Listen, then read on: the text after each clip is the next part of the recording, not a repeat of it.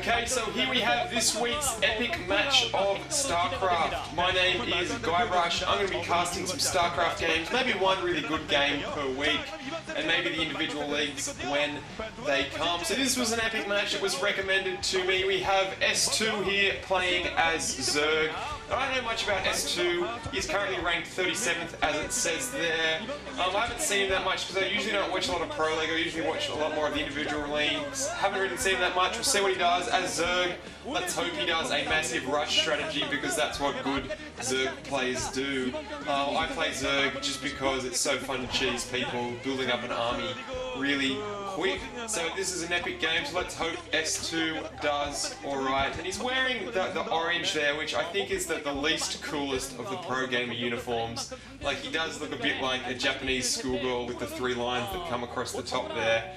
And if I was playing, I would not want to be playing on his team. And he's just adjusting the headphones, his headset there. A lot of people first took me a while to confuse. I'm like, why do they have such big earmuffs, headphones, but they don't. But anyway, here comes Leta, who I am going for in this match, and he is currently ranked 19th. And I love Leta as a player. He is kind of like the version of Flash that's fun to watch. Don't get me wrong, Flash the best player, he's good to watch, but he can get a bit boring. Leta still mixes it up with crazy strategies, interesting things, does things different, which Flash used to do when he first started, but now Flash is all macro. Leta still makes for an exciting game, and I want him to win. And a lot of commentators don't say they're going for the win, but I think that's not as exciting. I'm telling you, I'm going for Leta now. I want him to win. Come on, his name's Leta. It's got the word leet in it. As a gamer, how can you not like that for a name? And they're in the little soundproof booths there, that's so they can't hear anything from the audience. As we cut to the opening, which means this match is about to start. I'm excited. This game was recommended, so something cool is going to happen in it. And I'm hoping Leta will win. I hope Leta pulls out something like maybe 2-port Wraith or something like that. It's not a very common strategy, but it's awesome to watch. It's awesome to see the 2, 1, 0, and start. Sorry, I just have to do that to sync the video. So I hope Leta goes with a 2-port Wraith or something like that. Something crazy. It's good to see the Zerg players get harassed for a change, because usually the Terran just sits in their base, wards off all the Zerg harassment, and then they finally win the game. Well, depends on who it depends on who wins. But we shall see. Standard start here. We've got Leta in Terran as on the left, S2 as Zerg on the right. And yes, I'm not using the clock positions because I never learned them at primary school. I'm more of a digital watch man myself. As we see the giant mascot there in his sparkles, blocking vision there. Is he jumping on a chair? Riding it like a cow. That is absolutely hilarious. Only in Korea. That's what I like about Asian cultures. They're a lot more cute than our Western culture, which is good. As I take a drink. And here we have Leta building up his base. Another Korea, that sign says there, I want Leta to win, please have my babies, and here's a cup of tea, which is a good sign. And Leta not building a supply depot, which leads me to believe he's going to be 14 CCing, which is building a command center first, which is a good economic way, but he could open himself up to harassment. So let's see what is going to happen here. And the Zerg player is scouting with his, sitting at a drone to scout. So the Zerg player wants to know what is up in this game. No, he actually is building a supply depot first, at the front there for a wall, which is what you want to do. You want to have a big wall at the front there so the Zerg player can't send their Zerglings in. Scouting in the wrong direction, which probably means, no, I think he was checking for proxies up there. I don't know this map very well, sorry. I'm not the most well versed at all the maps and things. I'm just getting back into the Starcraft season. And no, I'm not watching Starcraft 2. I just don't understand the game, don't like it. Okay, I do like it, but the graphics, the colours just meld and I can't focus on things on the screen. I like this because I know the strategies and I can actually see things. So here we have the scout coming in. He's going to see that the Zerg player S2 has gone for his expansion, which is fairly standard for Zerg. You need your second hatch up to just produce more drones, more of an army unit, getting his gas down, and he should have a pool there somewhere, otherwise it can be opened up for harassment, but I'm pretty sure he's pretty confident because Leta's going for a fast CC as well. But starting off the game with a very economic build there, as Leta is in intense concentration. So yep, there's his command center first before barracks, which is always risky because if a Zerg 9 pools or even earlier, maybe a 4 pool, that's just going to be instant GG provided they scout you. So a bit of a risky move there by Leta, but it's going to pay off in the long run. He's going to have a better economy, but both players at the moment just pushing economy here, and it'll be interesting to see if the Zerg player goes for a third base or they start investing in tech. And it'll be interesting to see if Leta decides to go for the standard medic marines or goes with the more modern factory build versus Zerg, which is, I don't know, about the past 2 or 3 years that's been more popular. You don't have to go medic marines versus Zerg. So let's see what's going to happen here now as the Overlord just comes in and scouts out that base. He's going to see there's a solid wall coming at the front there. And we need to see which side of the wall the marines spawn on. It's always pretty bad when your marines spawn on the outside of the wall and you have to let them back in. Although I think they can run between supply depots and the barracks. So spawning pool going down, and we see more of Leta's base there, and he's just letting, I think he must have let something out there, no, just landing his barracks up there to just close off the wall. And the scouting SCV coming in, and it's really important as a Zerg player to get rid of the scout. Oh, and he surrounds it, and he does! And we have a factory coming up, so that's good to see from Leta. He's not going to be going for the standard medic and marines to fend off the Mutalisk harass. He's going to be going for maybe some vultures to do some early harass himself, and then possibly some Valkyries or science vessels to ward off the possible Mutalisks.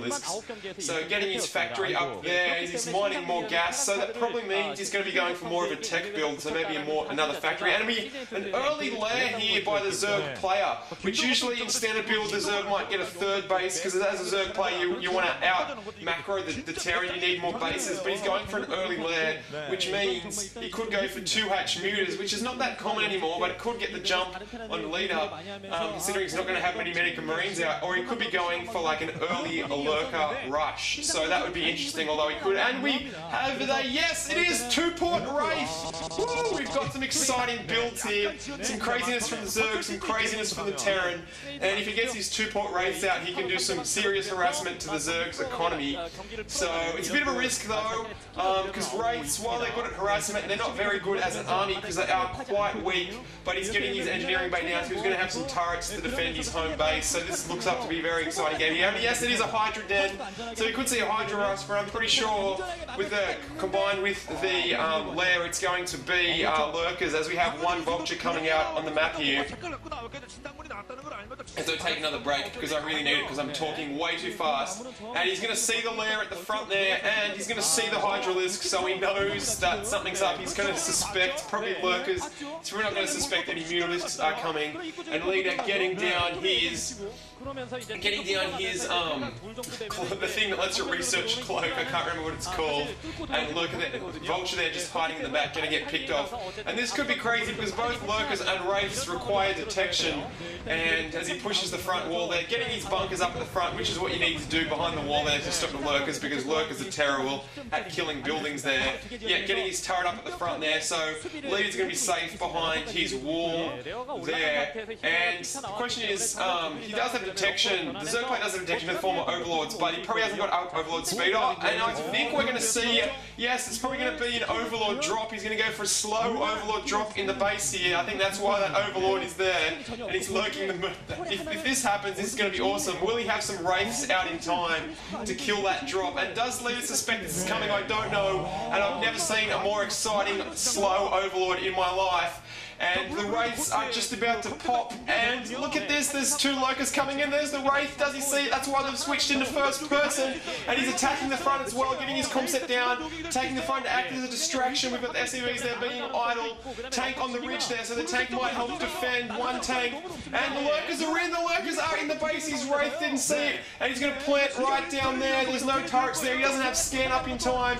He does have a turret there on the back of the mineral line, he's going to be able to pick off those buildings perhaps, and stopping mining. And we've got the Wraith there getting pointlessly picked off, which is bad because he needs that Wraith to stop future drops. And the lurker there probably going to take out the machine jump, and one at the front door as well. So this is really bad for Leta. His base is being surrounded. He doesn't have his scans up yet, so he does not have a mobile form of detection.